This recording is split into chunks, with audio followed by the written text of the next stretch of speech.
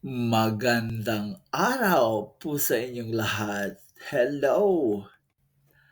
Sumalang si Chelsea Manalo sa iba't ibang interview with big television network katulad ni Diane Castillejo, Corina Sanchez, and Boy Abunda.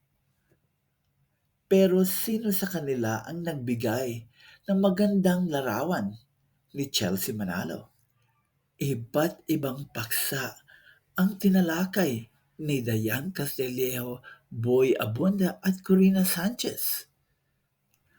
Ang paksa ni Dayan Castillejo ay ang pagiging historic maker ni Chelsea Manalo being the first Black American Filipina to win Miss Universe Philippines.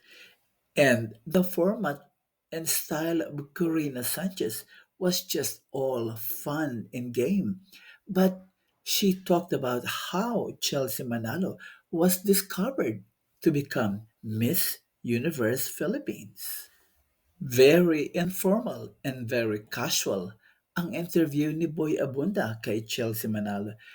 And Boy Abunda was squeezing on or measuring how confident and how beautiful Chelsea Manalo is. Maraming salamat kay Dayan Castillejo, Boy Abunda, and Corina Sanchez for providing a very good interview and support for Chelsea Manalo. Thanks for watching. Marami pa po tayong dapat subaybayan tungkol kay Chelsea Manalo. So please subscribe, share, comment, and like. Salamat!